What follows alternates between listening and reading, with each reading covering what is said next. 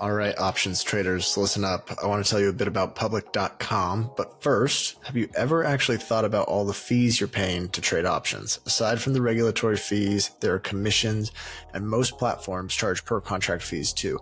That's what makes today's sponsor, public.com, so interesting. Public doesn't charge commissions or per contract fees, and in an industry first, they offer a rebate of up to 18 cents per option contract traded. Check it out. If you trade 1,000 options contracts on Public, you'll get up to $180 in rebates. If you trade 10,000 contracts, you could earn almost $2,000. More importantly, the rebate means you can maximize your profits and minimize your losses. To recap, no commissions, no per contract fees, and up to 18 cents on every contract traded. See why NerdWallet recently awarded Public 5 stars for options trading and start earning up to 18 cents per contract traded only at public.com. This is paid for by Public Investing. Options are not suitable for all investors and carry significant risk. Full disclosures are in the podcast description. U.S. members only.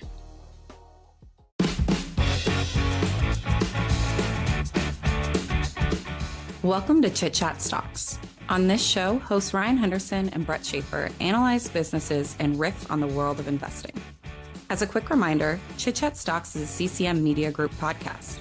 Anything discussed on Chit Chat Stocks by Ryan, Brett, or any other podcast guest is not formal advice or recommendation. Now please enjoy this episode.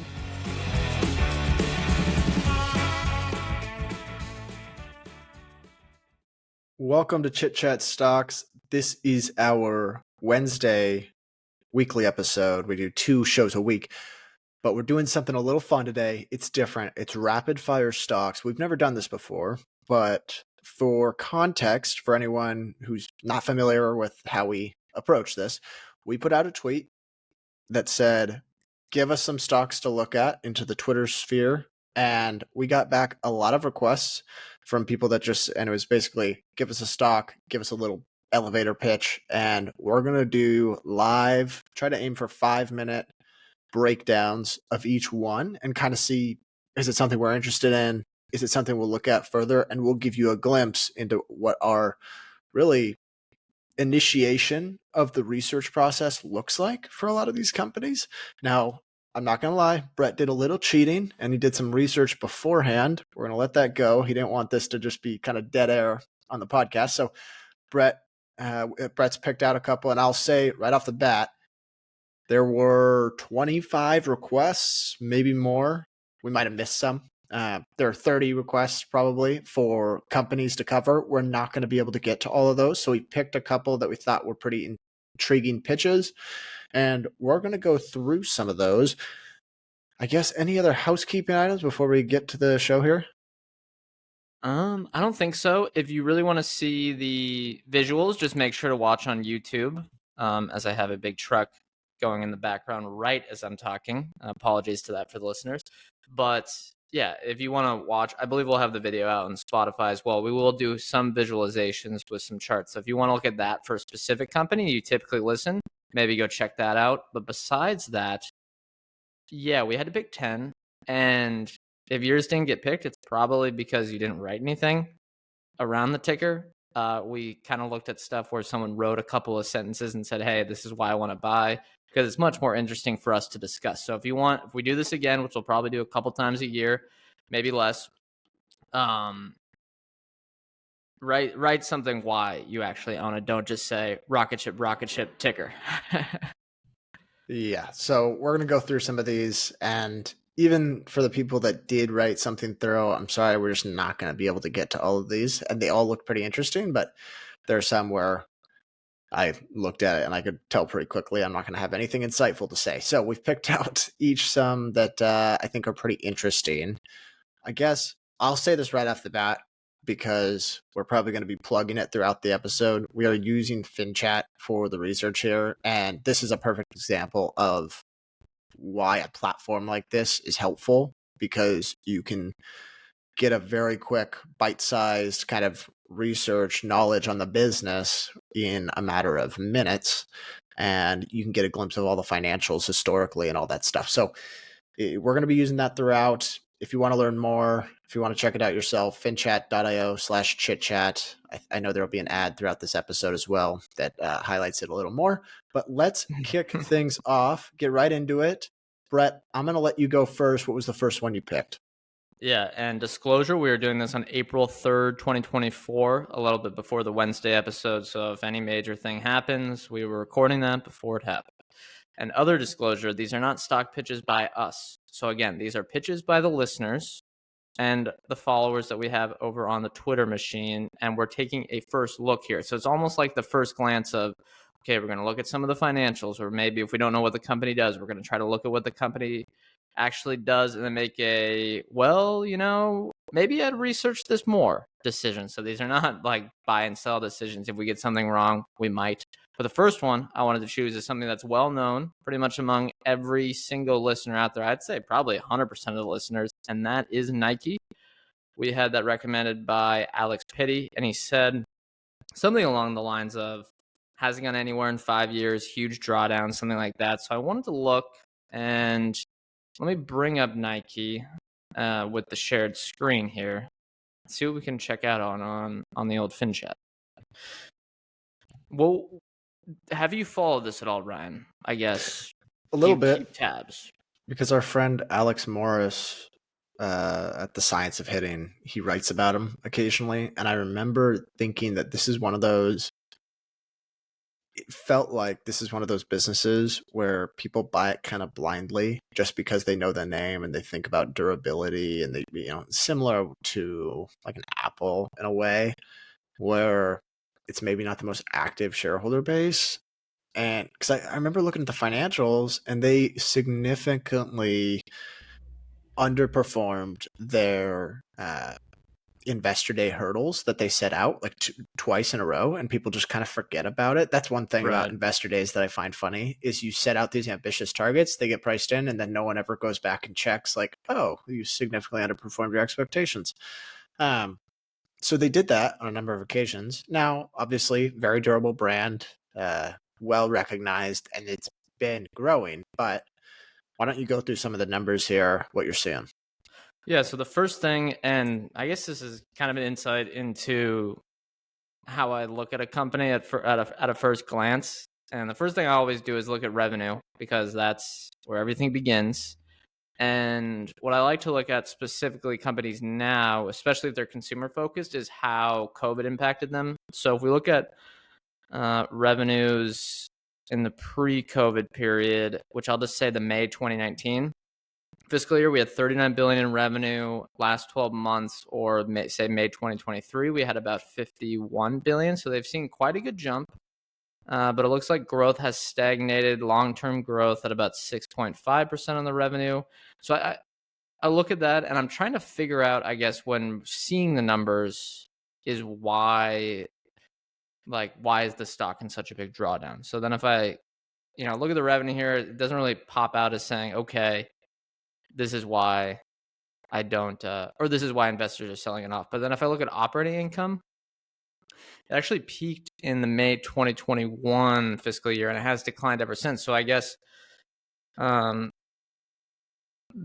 operating margin is compressing. Maybe that's what people are concerned about. I know there was a big narrative out there that the D2C transition, which basically means instead of selling through third-party retailers, Dick's Sporting Goods, Foot Locker, Amazon, they were going to focus more on the Nike.com and the Nike app, which is supposedly have higher margins, but that hasn't shown up yet.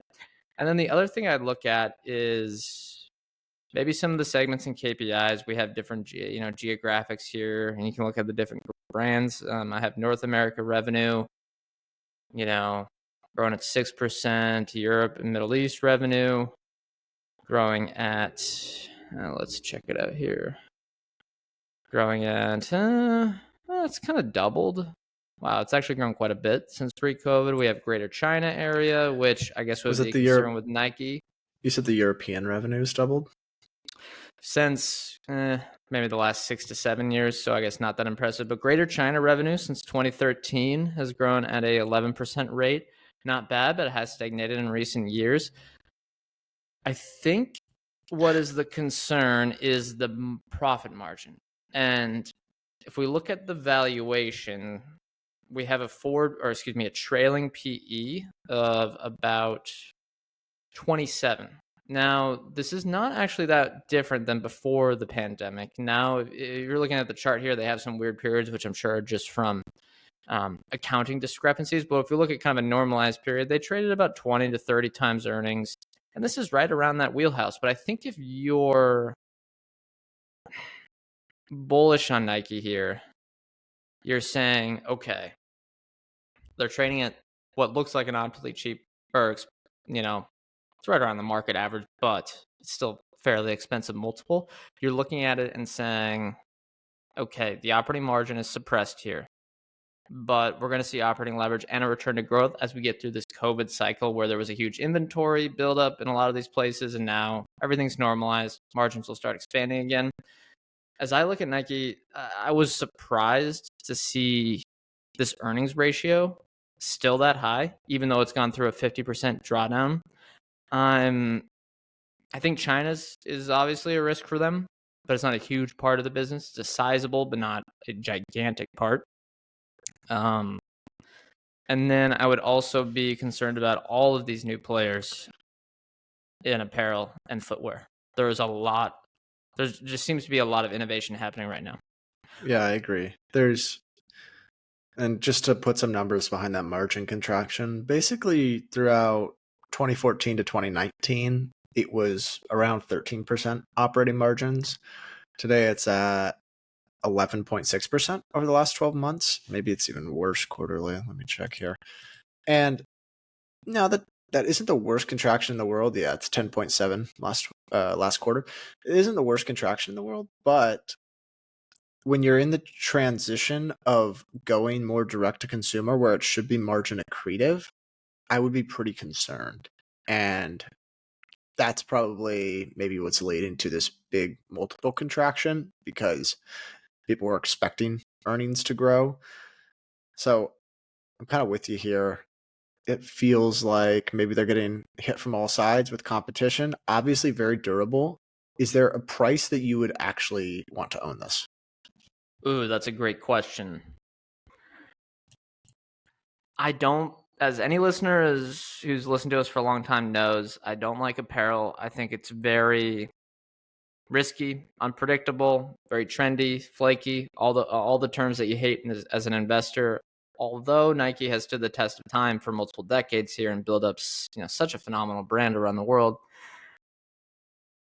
I think I would be interested at like 15 times earnings. Or if I looked at this name further and said, I'm confident in the margin expansion, or, that they're under earning right now, and said, okay, in 1, 2, 3 years time, I think we can get to a 13, 14, 15 times earnings level, then I'd probably buy shares. But today, I don't know. Now, I'm going to ask a quick question here before we move on, Ryan.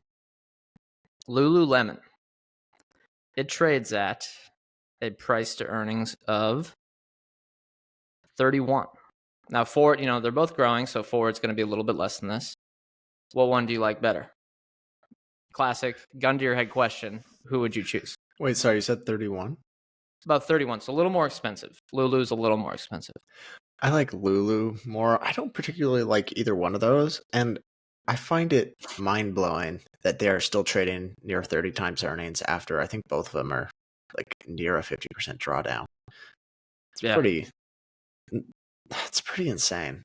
Maybe it was just either the earnings multiple was ridiculous a couple quarters ago, or maybe the earnings just have struggled. The other part here is that with retailers and the shifts that you can see in inventory, sometimes earnings can just be a misleading figure. Right. Same with cash flow, I guess. So you have to get to sort of a normalized level. But no, I don't love either one. I guess if I had to choose one, I'd probably take Lululemon. BU, sound the alarms. We have a new sponsor alert. That's firmreturns.com. It's a stock research blog. Our friend runs that, and it covers companies from all around the globe, but it leans really more towards the UK as that's his home market, and it gives him easier access to management, and he provides ongoing updates on the companies that he's invested in, as well as an archive of longer form write-ups that you can access all for free. There is a paid tier, but there is tons of free content out there.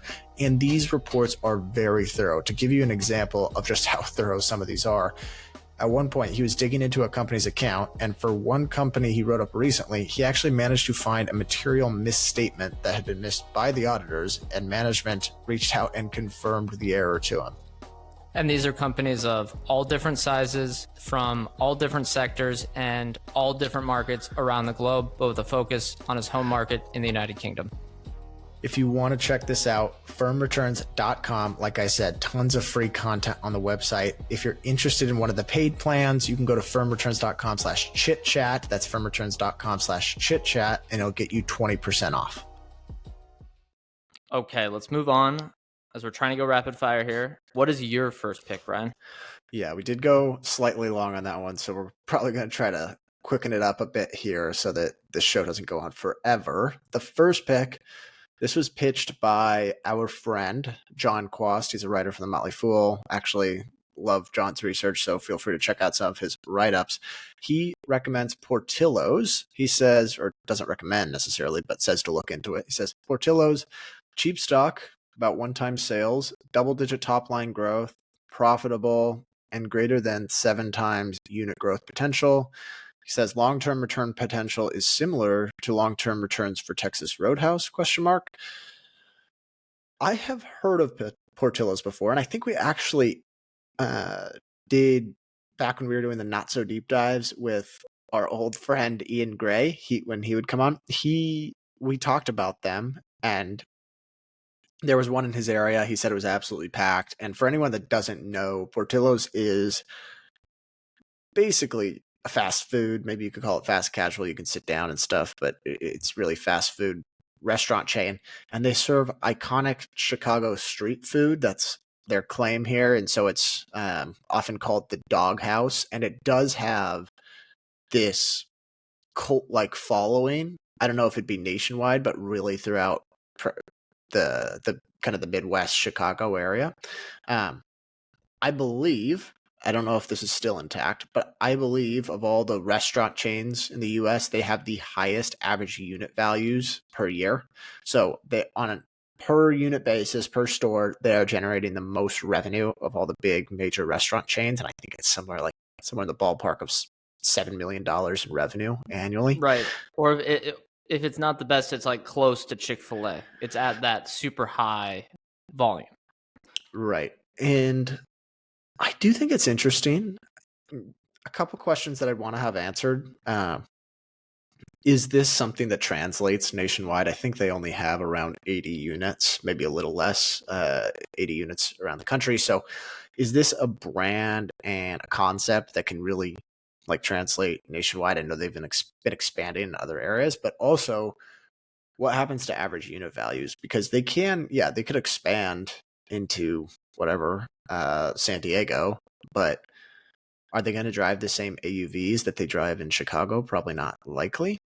So that can potentially kind of maybe hurt margins in the long run. They have also missed on, they were forecasting 10% unit growth, I believe, moving forward, kind of coming out of their IPO, which I think was in 2021. They're forecasting for 10% unit growth. However, these buildings are the stores themselves are big. They are typically 2-acre plots. They've got dual drive-throughs on both sides. So it takes a while. There's long lead times to get these places up and going. And there's been a whole bunch of delays, a lot of the issues around permitting.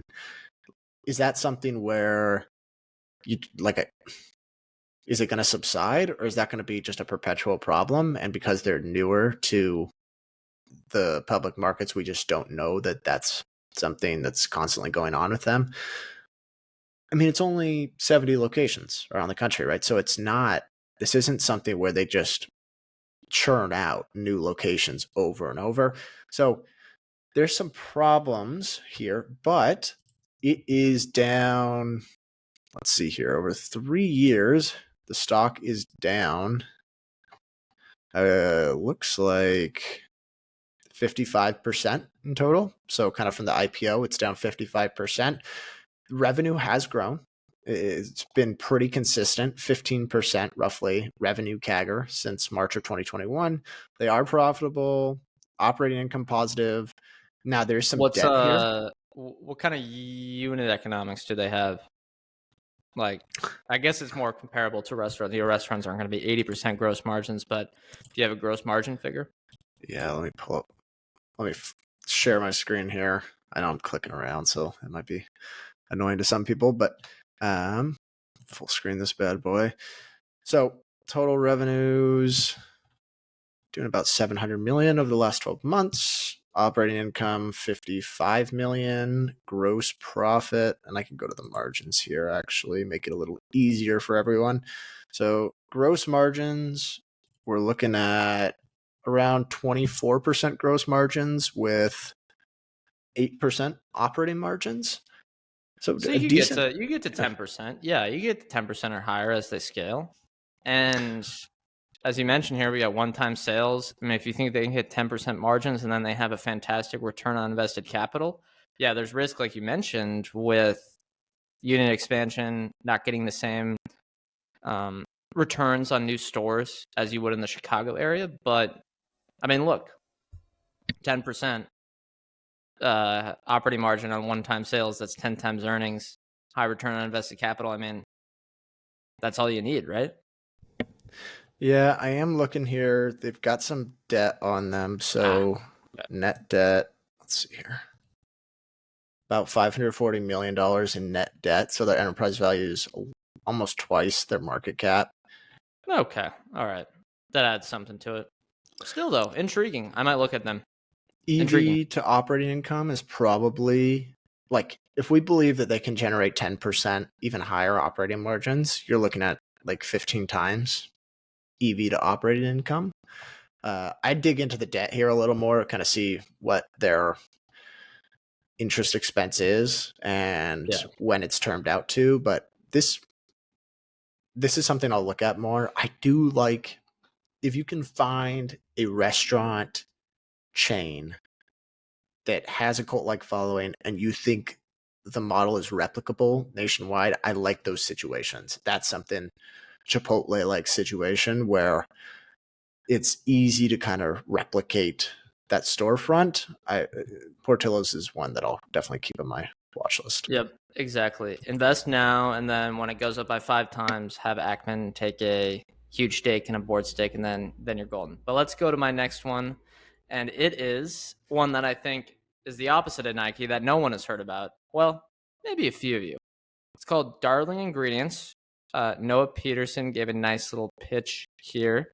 Says, lesser known, resilient company that is transitioning from a cyclical commodity processor to a more predictable plus attractive business by leveraging its ability to contribute its fat product as inputs into renewable diesel and sustainable aviation fuel. So, Ryan, does that excite you or what? Now, we have, I went to their company website, and it's a bit of a conglomerate. So I looked at their brand page, and it says, our brands span more than 260 facilities across the world, transforming more than 16 million metric tons of raw material into over 350 sustainable ingredients every year. So it's essentially making feed products, food products, and then taking, I think, the excesses or the waste of those and then turning them into, recycled energy. So if I look at some of their brands, they have North America's largest collector of used cooking oil. They have Germany's only nationwide producer of pork and goose fat, which, come on, who doesn't want to invest in that? They have nutrient-rich, ready-to-use fertilizers. This is kind of their branding, so I'm just reading it off there. So a big player in feed products for agriculture, and then also food products, and then they're moving into this not aviation. I think it's sustainable fuels. Maybe it's for aviation, but let's share the screen, check out some of these financials here. Because I haven't really looked at this one too much. All right. So nice thing is that FinChat already has the KPIs here for me. We have their feed ingredients revenue, which makes up a good chunk of the. So if we look at 2023, they did 6.8 billion in total revenue. $4.5 billion of that came from the feed revenue. And then I think what's nice about looking at a chart is that you can see when a company has gotten some sort of inflection point. So if I look at this chart, one thing that would concern me is that from 2012 to say before the pandemic or even during the pandemic a little bit, the feed ingredients revenue didn't change that much. And then, which I'm guessing is because of inflation, it's doubled. I would be concerned that that's, maybe they're over-earning, maybe this growth is not sustainable. But if we look at that, they have $4.5 billion. So majority of the revenue comes from feed, and then $1.75 billion from food ingredients, and then much smaller amount, $560 million from fuel ingredients, which I'm assuming is the recycled stuff. But that's been growing fairly quickly, so that's maybe ramping up. I'd have to look into that. Could be a bigger growth driver of the long term. And then if we look at operating earnings, again, if I look at the feed ingredients here, the margins on this thing before the pandemic were going down a lot, and now they just absolutely ballooned. So they never did more than really $250 million in earnings from this segment, and now for the last 3 years they've done 400 million or above. And then if we look at food, let's see if that's profitable too. Yeah, that's profitable. And then fuel, wow. So are we? Whoa, am I is right here in profitable. seeing that's on that revenue? Did you notice that same thing, Ryan? What? So I have fuel ingredients revenue, then fuel ingredients operating income. Look at the difference here. It's extremely profitable. So that could be quite interesting. Wow. Maybe there's a tax incentive. What's the valuation here? Yeah, let's bring up the valuation to close things out. Okay. About a $7 Why don't we billion just do EV to EBIT? EV to EBIT 12. Not bad. Dang. Yeah, I kind of want to know more about this. Well, the only thing that concerns me is, and this is where you have to go beyond FinChat, you got to do a little more digging, is there's been a temporary, or I shouldn't say temporary, there's been a recent bump in revenue and earnings, operating earnings for their two largest segments. I would kind of want to know whether or not that feels sustainable. Like, for example, super microcomputers, another one where revenue shot up lately, and you kind of want to get behind what's actually driving this and whether or not it's sustainable. If it is sustainable, 12 times earnings, yeah, that looks pretty attractive. And that fuel segment looks very attractive in particular. So this is definitely what I'm probably going to look at after the show as well. Yeah, it's interesting because maybe, I don't know, 12 times earnings, it's not demanding. And if you just can get, if you're comfortable that the earnings or whatever you call them, cash flow, are not going to significantly decline, and maybe have a different view than the market, than other investors there, then this could be quite interesting. I did look at the shares outstanding. They're not really falling. I want to look into that, because if this company has been profitable for many years, I want to know what they're doing with that. But I believe they do buy out a lot of companies as well. Well, let's move on, Ryan, to your second one. What do you got for the listeners?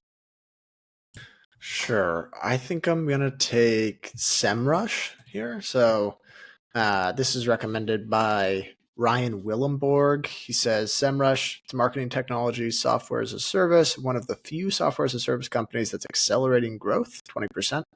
Reached GAAP profitability in Q3, very limited dilution, expanding margins, no debt, and 10% of its market cap in cash.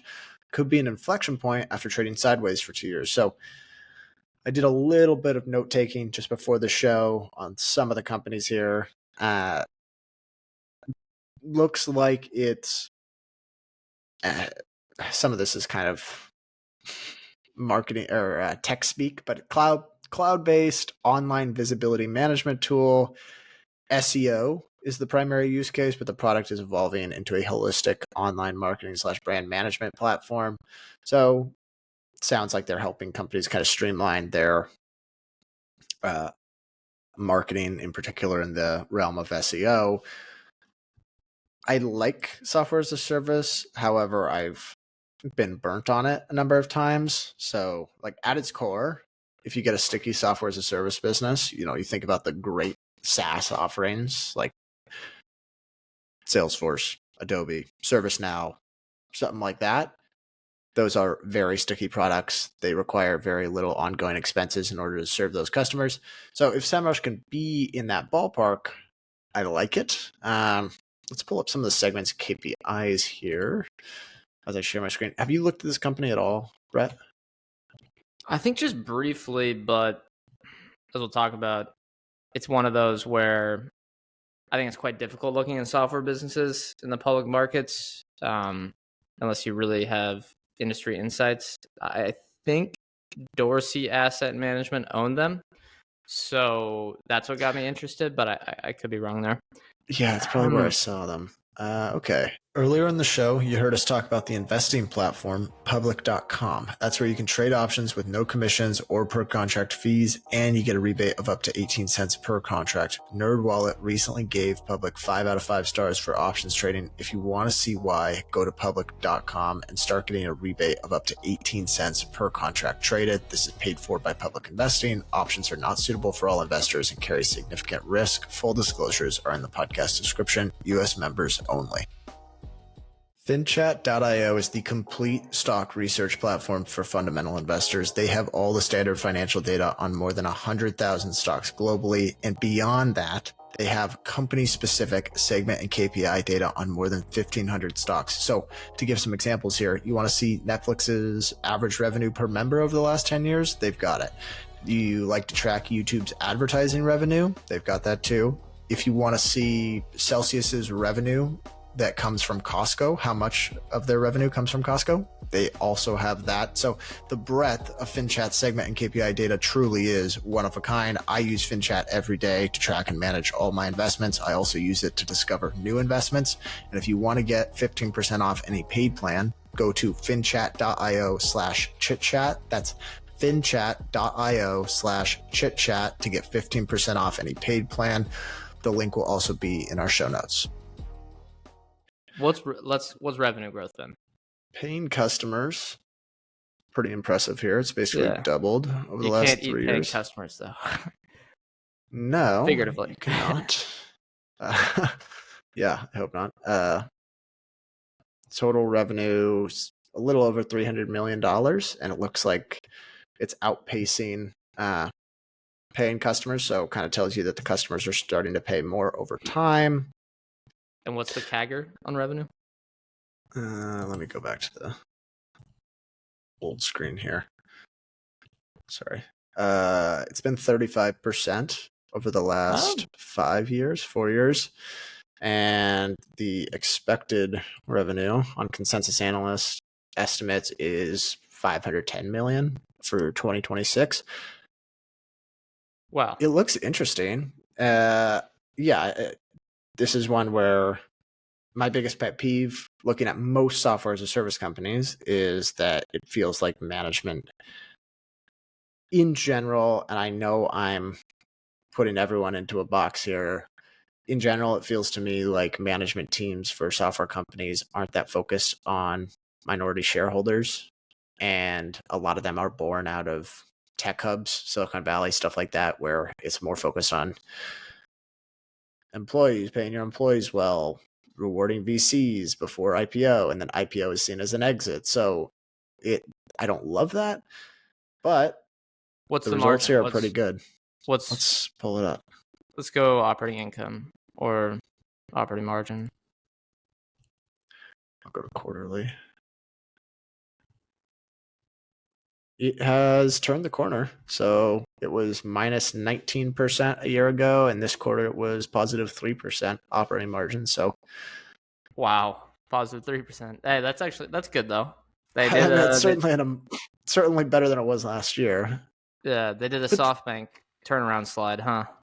Looks exactly like that. It's just one of those situations where here, let me click out of this so I can stop sharing my screen. It's one of those situations where this is a business that should be way more profitable than it is. And why isn't it? That's what you got to ask. Like they can Yeah. talk about customer acquisition costs, they can talk about lifetime value, they can talk about efficient sales and marketing, they can talk about all these new research and development spend, but at the end of the day, a company has to generate cash flow for you. What's the valuation look like? Okay, so I did 300 million in revenue. That was right? Enterprise value is 1.7 billion. So Not bad if you think gross margin. I'm assuming gross margins are high. That's not bad. That's not bad. That's not crazy. no, I don't love it here. I'll just be honest. I don't love it. I appreciate the rec, but this is probably one I won't touch after today. I'm going to keep an eye on it because you did mention, who was it? You said Dorsey Asset Management owns it. And I like the way he invests. Yeah, I agree. And yeah, I think they owned it. They might not own it anymore, but I believe when I looked a year or two ago, they owned it. And you know what's funny is people that are hearing this that know the companies well, you are hearing what the average person looks at. The person who doesn't know the business at all, what they see. And so maybe there's some faults here. Like maybe there's more baked into this than what we're seeing. There's more operating leverage to come, and they're at a big inflection point, and we're just missing it. Now you get a sense of what other shareholders are seeing. And I should say that is a lesson, and that's what you want is. So if you're listening to this and say, for example, you follow Semrush well and you're bullish, then you hear us say things that we just talked about, and you think, hey, no, that they're completely wrong on that. Definitely could be. This is the first time we're looking at it. That's a good thing because what we just did there is what 95, 98% of investors are going to do. And that's what's going to create that opportunity if the numbers actually start showing up. All right, let's hit your third one. What do you have? I have another software one for you, Confluent. Very popular company. Jason Hall over at Investing Unscripted gave us this recommendation. I will say the day we are recording this, which when this comes out will be a week ago, they posted an interview with a guy that wrote The Warren Buffett Way, which I thought was a great get. Big time interview. And go listen to them over at Investing Unscripted if you want to hear about how Warren Buffett invests. But here's what he said. How businesses leverage data in real time is changing. $100 billion and growing industry, cash flow neutral this year, nearly 80% margins. Founders created the most used open source platform, building the best cloud platform for real-time data streaming. Now I looked at that and said, okay, good margins, interesting. They're getting to profitability. I trust Jason as an investor, but I wanted to go over to their website and try to figure out exactly what they do. And this is what the website says. Let me see if tell me if you understand after reading this rhyme. Quote, we've completely re-architected Apache Kafka for a modern cloud experience with elastically scaled clusters provisioned on demand, infinite storage, and a 99.99% uptime SLA. You get a serverless, cost-effective, and fully managed service allowing you to build, deploy, and innovate faster. Yeah, now, do you get this what business, don't you Ryan, get about that? Yeah, exactly. Here's the super thing. easy business. That could make a lot of sense to the right person. But if it's on your investor relations site, most people are going to be like, what the hell did I just read? Exactly. Now, let me pull up some of the fundamentals because they look quite strong here. First up, and this is what I always do, is just look at revenue and gross profit first. They go back to December 2019. So we got 5 years here. And revenue has gone from 150 million to 770 million. Gross profit's gone from 100 million to 550 million. Both are growing at over 50% a year for 5 years, which is just absolutely fantastic. Now let me try to look at earnings. Now this is the downside. We got for anyone that can see here, operating income just keeps getting worse and worse and worse. Now it's turned the corner last year. Now let me go to quarterly and see if we had a big improvement because he did mention they're getting to break even, but I wonder if that's non-GAAP. No, wow, huge improvement the last few quarters. Operating income loss of only about 60 million there. That's still a pretty sizable portion of their revenue. Now, on the other hand, they are growing quickly, so it's not like it's super inefficient. Let me look at free cash flow. Yeah, free cash flow positive last quarter, but I'm assuming high SBC spend. Yeah, let's look at. We all know what that means. If you hear that description for a business and you see positive free cash flow and negative earnings, we all know what that means. Let's look at EV to sales and see how expensive it is. 11. This is one where don't love it. Well, I don't like it because I don't understand it at all. But I think if you understand it, you have you have 50% revenue growth. I think you have to expect that to continue because of the premium valuation, and then you have to expect as well major margin expansion, which maybe it's possible, but there's more. There's still a lot of growth expectations here when it's trading at 12 times sales. Now, someone like Microsoft or Meta might trade at 12 times sales, and that's not too absurd because they have consistently posted 40% plus operating margins gap. And, like this company hasn't. They've been highly unprofitable. So, you know what I like here, though? Growth and margin expansion. That's what you need here. It's high expectations, at least from my first look. Here's what I like. First of all, it's a company on FinTech that has the segments of KPIs. So they've got dollar-based net revenue retention rate. Can you guess? 120%. 125. 125%. Not bad. Has that been fairly stable? Yeah. Well, it was 130% for like 9 quarters, and then it dropped to 125. But I think this is one of those companies that just like rounds, and then like they say above 130%, above 130%, above 125%. So then you have to like, it's like thanks, that helps. It's like Autodesk. It's like where they say our net revenue retention rate was between 100 and 110. It's like that tells me absolutely nothing. I see a lot of companies brag about their dollar net retention rate, and I don't see a lot of the same companies generating positive GAAP operating income. True. Very true. All right. Let's closing thoughts. What do you think here? If they keep growing fast and the margins keep going up, this will work. But there's still high expectations that needs to continue for multiple years here. All right, third company I'm going to take here. It's a service that I am familiar with. Am I going to get this wrong? The Twitter handle is NIURN_rights. It says HelloFresh, and he tagged a picture of someone saying, "The economics of groceries is what frustrates me. If I want a BLT, I must buy a whole loaf of bread, a pack of bacon, and a tomato, hoping my mayo hasn't expired. I want a proportionally priced kit to make 1 to 2 sandwiches, as I end up throwing out so many leftover ingredients." Well, that is, I guess, one of the frustrations of maybe you don't order so much, but like, if you're an individual, it can be sometimes a little frustrating. And people might just go manage it better, but I believe 30%, maybe 25% of food in the United States gets thrown out. So, hey, it is an issue. Yeah, and so whether it's it's a first world issue, but it's a thing that happens. HelloFresh, for anyone that doesn't know, it's a meal kit service. I think it's based in Germany. Yeah, they're headquartered in Germany. And I think you pick the meals that you want, and I'm not sure on the pricing, but they send them to you. They send you the ingredients. It's like a, what do you call it? Properly kept temperature type box where it like insulates some of the cold. It comes with like ice packs, so it like can keep the ingredients fresh, stuff like that.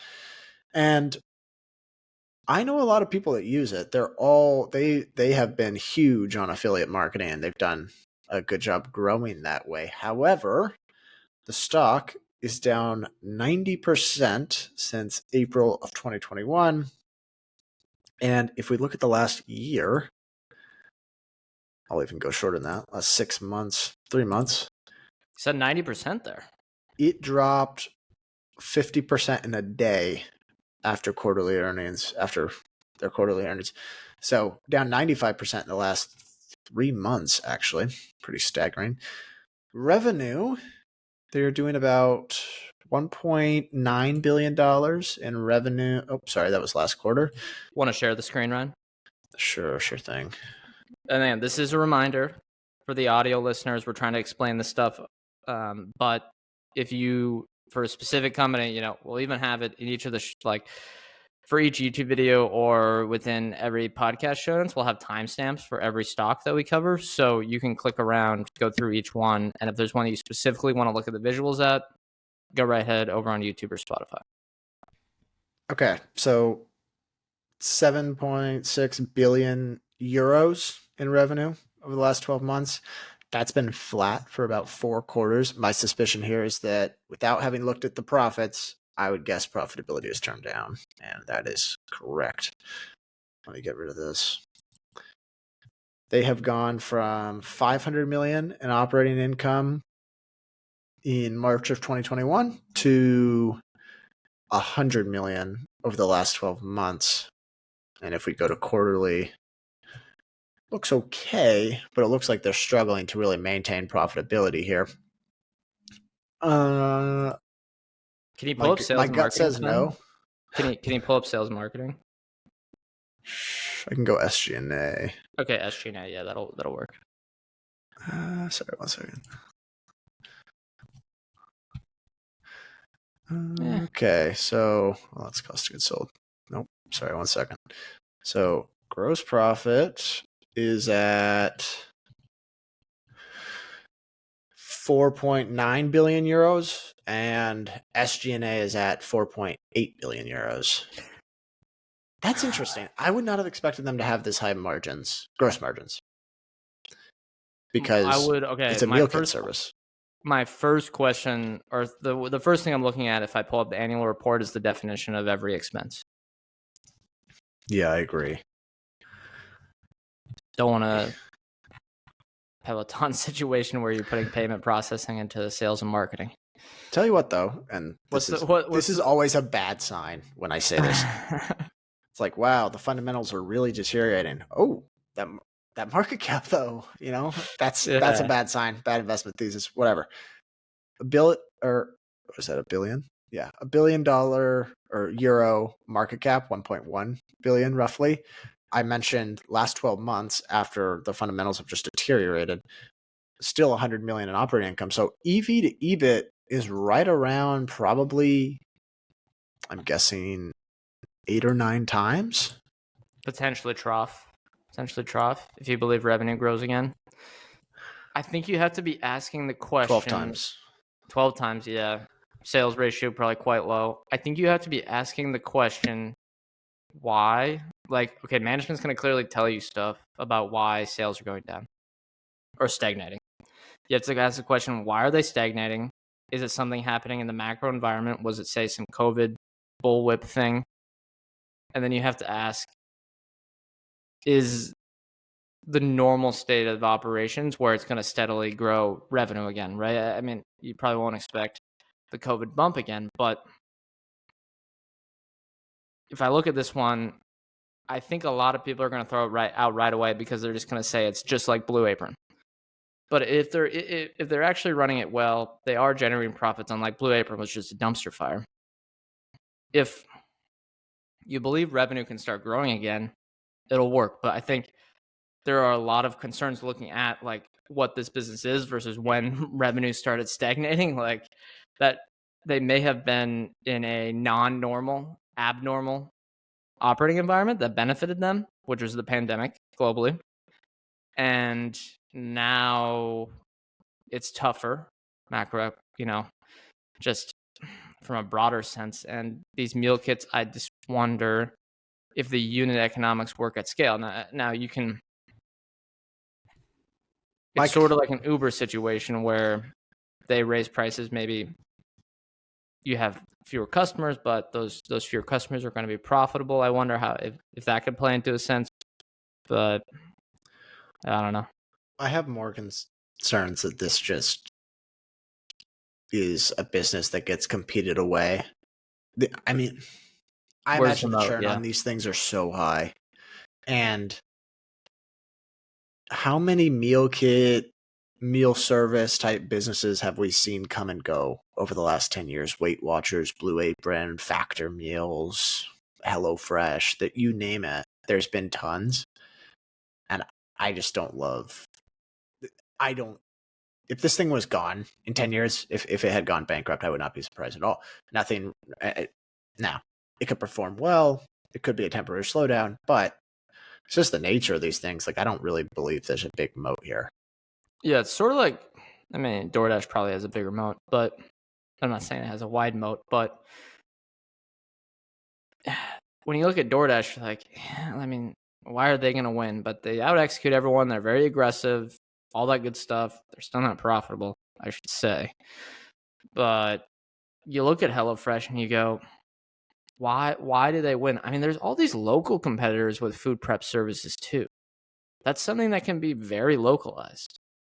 And a lot of places do that for people. I don't really understand what the long-term brand value is, what the long-term competitive advantage is, where you look at these meals and it's not like it's some crazy thing. It's like, okay, you get some basic salmon, some asparagus. Great. What value are you providing as these services? So that's the concern for me. There's a lot of things up in the air that I would want to investigate. The stock looks cheap, but something like Portillo's makes much more sense to investigate to me, because the actual business still looks strong and there's a chance of building a brand competitive advantage. There might already be one. All right, let's move on here. What's your fourth company for the day? All right. I have Atkore.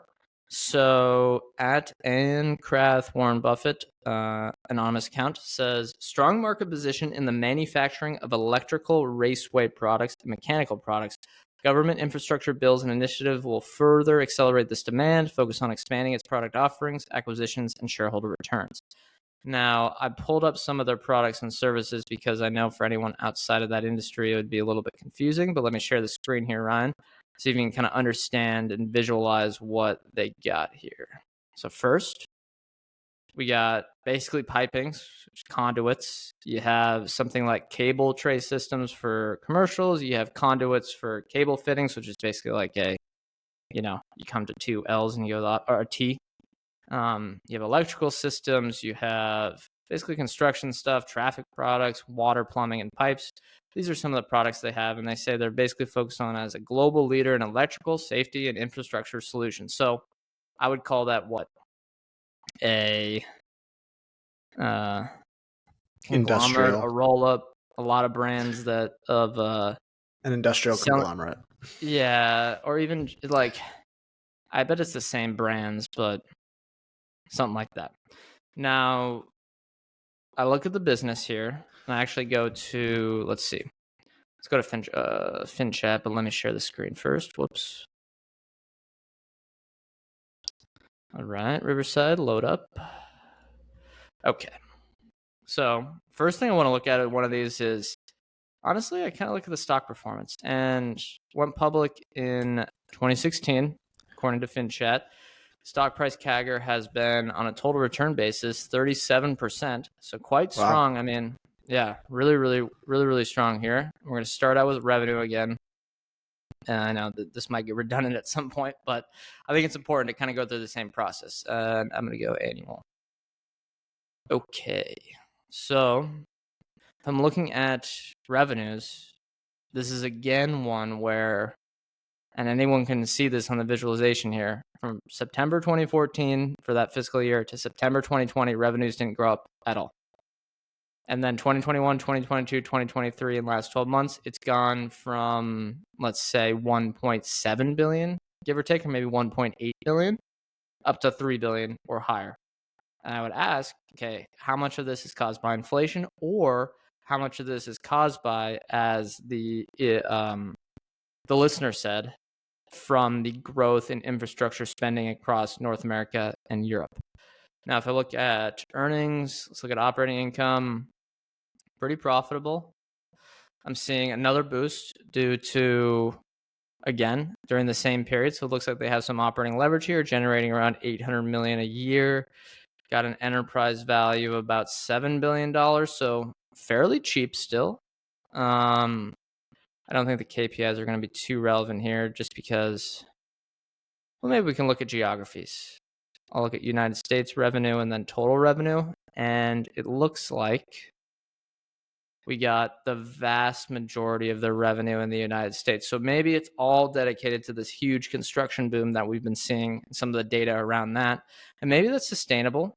And I'm sure that's why the stock's up so much. The other thing I want to look at is probably the valuation. Let's just do sub 10 times earnings. EV to EBIT of 8.8. Not bad at all. Wow, you could have bought this EV to EBIT of 3 in late 2022. What's interesting is the stock is close to all-time highs, so that's not a bad setup where you have growing earnings. Now, of course, the dangerous thing is if I think the number one thing I would want to investigate here by far is how cyclical is this? Because I think the question you were asking is whether this is a secular growth story or someone that's a cyclical about to hit the top of a cycle, right? That would be my concern here. And I'd also ask I'd want to identify how strong their brand is among their commercial customers, because this is not one where I can go out and buy the product myself and go like, oh, okay, well, this makes sense. I get why people buy Coca-Cola, blah, blah, blah. For this, you're going to have to go, okay, why are these construction companies choosing them over someone else? Because if you look at that product suite that I shared, you kind of look at those and go, isn't that a commodity? But I think it would come down to probably building up trust over multiple years that your products are high quality. Yeah, I would throw this one as outside my circle of competence. An industrial that could be a cyclical, I don't feel comfortable probably investing in that. If it's not cyclical, though, tell us why. Yeah. Also, good example here of people that are uninformed, not able to dig deep enough to figure out why it is so cheap, or maybe how we screen for something. Maybe that's the opportunity for all the shareholders here. I'm going to go through a couple of mine that maybe I'm just going to say that they're not going to make the cut. I appreciate the pitches, but they're not going to make the cut because I have nothing of value to add here. So the first one is from our friend and actually our sponsor as well, Firm Returns. He says, Aviva, not my best idea, but probably highest quality and least likely to make you throw up. That's a good intro. I like that. The UK's largest diversified insurer. New management came in during 2020, and they've trimmed business to its core assets and become very focused on returning capital to shareholders. That is why people should check out Firm Return Service, because that's a kind of business that I would have no valuable take on, and it's probably one that you have to really kind of study over time. Insurance in general, I'm pretty much like, just count me out. I'm sorry. I can't. There's probably too much complexity involved for me. The Firm Returns, they cover a lot of niche stuff. So if that's your thing, go check them out. Link right in the show notes there. Anything else, Ryan? I'm gonna hit one more here that didn't make the cut. This is from another friend, Stranger Capital, messaged this one to me. He said, if you like Chinese stocks, I don't, take a look at Dream International, 1126 HK. That's the Hong Kong ticker. Cheap as blank. I'm not gonna use the word. Huge partnership with Disney for toy manufacturing. Only problem is low liquidity and low float, if that's something that doesn't bug you. So low liquidity, low float. That's a positive for small time investors like us. But yeah, I'll just give my candid thoughts here. China's a no-go for me. Beyond some of the like political problems, it's just a market I don't really know. I don't know the consumers, and maybe this business is different. It could be selling to consumers in America, that kind of thing. I just don't know the competitive landscape. So tons of parts of investing in that market that I don't like. The other part here, and this is maybe the positive, is there are probably a lot of people like me who just say, Nah, China's a no-go. And I'm one of them. there's tons of value to be had here in these illiquid businesses that are maybe cigar butts trading at ridiculously cheap multiples because everyone says, I refuse to invest there. So if you are someone that likes to dig for those deep value gems, maybe China's the place to look. Yeah. And I don't know any of the numbers here, but I look at a toy manufacturer, which is a commodity in East Asia. So, for one, a highly competitive manufacturing field. And then, second, you have a huge partnership with Disney. So, if you have customer concentration and you're a tiny company and you're negotiating with Disney, I would bet that the economics are going to flow to Disney. That would be my just high level looking at just this information that he provided. That's what my concerns would be. Yeah, I mean, it's super competitive. I have a friend whose dad runs a business very similar to this, actually. It's kind of toy manufacturing. Everyone has their kind of niche within the toy manufacturing space, but they have partnerships with all the big IP providers. And with Disney, you're competing with tons of different manufacturers. There's only one Disney, but there are tons of toy manufacturers, right? So you got to really be able to bid competitively, and it's hard to win those contracts. So yeah, what makes them special? I mean, if you want to look at one that's not in China, look at Jack's Pacific. That one's remained cheap for a while. A lot of people have been pitching it. I've never owned it, but that's another one to look at if you like these type of really cheap, deep value stuff. Yeah, you almost fell for it, Ryan. I never bought it. Let's look at the stock. Did it work out? Right. Let's look at where the stock price is. Maybe it's gone up.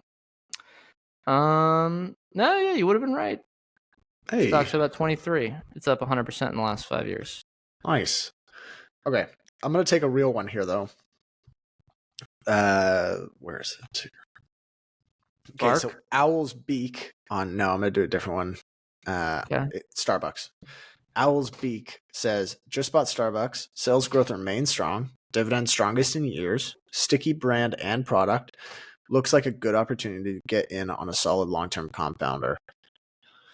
For all the hate that I have thrown out Starbucks' way over the last couple of years, this has been a truly, truly resilient business. And they have had some management issues. They've had employee relation issues, unionization efforts, and they've done an incredible job continuing to grow volume and increase prices. Now, I think every point in time, I constantly say, okay, yeah, but what are you going to do? Charge $10 for a coffee? And maybe they will. Lo and behold, they increase prices mid to high single digits every year. So I do like this business at the right valuation. Let me dig into the numbers a bit. What are your thoughts on Starbucks? Don't love it. It never... I think I did it on my personal account right when I started investing, but what am I going to do owning Starbucks? The China risk, throwing a ton of capital into China, and I see so many, even in large cap, mid cap, mega cap land, I see so many other opportunities compared to Starbucks that just seem much better risk rewards to me. But hey, maybe I'm thinking the valuation's way higher than it actually is. Yeah, it's funny. I say all that, and then it's like, but if it does, but then if I said like, oh, it trades at 15 times earnings, you'd be like, yeah, okay. And they're buying back stock, sure. But what I do like the new CEO, Laxman. I'm gonna get his last name wrong, so I'm not gonna say it. But the guy that's now succeeding Howard Schultz, he seems pretty good. And it seems like they've got a lot of the labor relations kind of in place, or settled a bit. I'm looking at the average ticket growth here over the last since 2012. It is up. It's up 1%, 2%, 3%, 4%, generally in the ballpark of 4 to 5% annually. They're growing their average ticket, and then obviously they're growing volumes as well. They're growing store count. like Brett, I don't love the China risk here, which they seem to be very optimistic about. So that might be an issue for me, but let's go through the valuation ratios. Yeah, what are they trading at? EV to EBIT 20 times. Not bad, but what are you going to get? 6% revenue growth? Now, that is the lowest multiple in years. Yeah, it doesn't. You can make money on multiple expansion. Unlimited pricing power potentially here. Not unlimited, but I don't know if it's unlimited. the FICO brand is has so unlimited strong. pricing power. Okay. Starbucks, Maybe. I don't think so. Yeah, no company truly has unlimited pricing power. But with Starbucks, I don't see a world where they're going to be facing issues raising prices gradually every year. Can they raise prices at 2% above inflation for the next 2 decades? I'd say maybe. I think they could. Yeah, decent chance. I wouldn't say that's something I'm highly confident in. But if you are, I mean, it probably works. Why would you own this over Google? I was about to say, don't you dare say Google. Because the valuation's you similar. Can't only own Google. Yeah, but the valuation's similar. The risks, I guess, are similar. Or sorry, it's not. It's not like these are. They're not both without risks. Why would I own one this has over a huge Google? exposure to China? I think one cares more about shareholders, actually. I think, honestly, Starbucks cares more about shareholders. Possibly, yeah. Management, though, both a little bit of a mess. Yeah, I think they've done better. They're in a better position management-wise than they were 2 or 3 years ago. Yeah, it's like the poor man's Bob Iger syndrome. I guess. Right. 11% CAGR over the last 10 years, not bad. On what, revenue? No, total return. Oh. The multiple's similar to what it was. Not bad, yeah. All right. Do we want to keep going here? You want to do one last one? Yeah, I got one last one. This one's actually perhaps the one I may have cheated a bit, because when I looked at it, the pitch was so good that I was like, I got to research this thing, although I didn't honestly research that much. And it is StoneX Group. Oh, shoot. I forgot to put the person's Twitter handle. Sorry about that. It was an anonymous account, so I don't think they're looking for any sort of boost. Here's what they said. Financial services firm with market making, clearing, hedging, cross-border currency transfer, and retail and institutional trading services, single-digit PE with consistent 15 to 20% ROE, competent, honest management with long track record of good acquisitions. This guy, I mean, that kind of turned me on right there. That's some dirty talk. That's a good pitch. Oh God. What do you think about that? What? It's Buffalo 42. That's his name. Yeah. So if I look at another definition of what the company does, we have an American financial services firm. They operate in 6 areas: commercial hedging, global payments, securities, physical commodities, foreign exchange, and clearing and execution services. So I think that's what they basically go for, some of these niche things. So they're not doing fixed income, like maybe market access, and they're not doing the standard, stock stuff. But if we look at their stock returns, Ryan. 10-year, yeah, I'm looking at it right now. 10-year total return CAGR, 18.4%. Yeah, and now I can go even longer term. I got back to 1995, 15%. So the price was $1. I'm sure that's split adjusted, and today we're at close to 69. So getting close to 100 bagger. Now let's look at this from a oh shoot, they have a lot of weird financials. Hard to value. Yeah. this might be a little tricky. Let's look at gross profit because the revenue looks funky. Go gross profit here. I see gross profit CAGR since 2014 of 20%. Not bad. Let me share the screen. Sorry about that. Yeah, this looks tough. Just in terms of like looking purely at the financials, because I'm seeing $66 billion in total revenue, and I'm sure that's volume. $1.5 billion in gross profit. So yeah, it's maybe something similar to what Block, formerly Square, had to do, where they had to record every sale to customers to as revenue, even though it's really just transferring money. Okay, I'm gonna look at operating income. 33% CAGR, $336 million over the last 12 months. Market cap $2.15 billion. EV, Wow. seeing none. I'm sure they might have some weird debt on the balance sheet then. So not that expensive. Let's check out that balance sheet. Let's go to liabilities. I'm seeing long-term debt. That's weird. It might be something where they had to categorize something different because it said the long-term debt exploded. Maybe they acquired someone. I'd have to look into that further. Let's look at valuation. Or actually, we already looked at that. I think that's all we have to look at.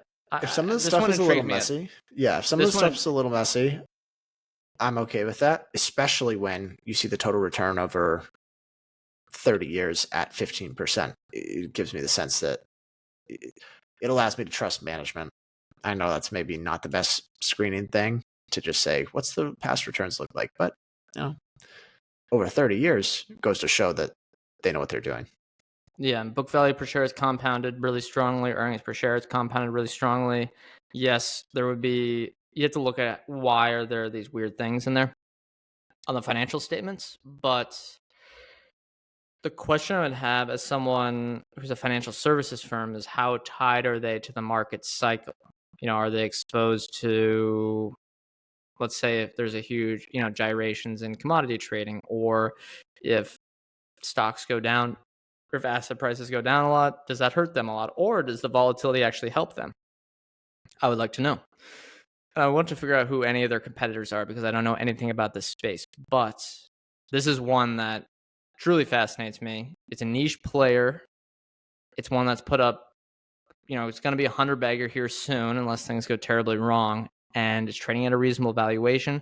So you have a huge history of strong financial returns, reasonable valuation. This guy says good management team, which I have to investigate myself. And then it's one that's, if you're a financial services firm doing some sort of marketplace or exchange, you're going to grow along with the global economy. So the TAM continuously grows. Yeah, this looks pretty compelling to me, honestly. Yeah. Never heard of them either. So I liked this. I think we're going to wrap it there because we've gone for longer than an hour.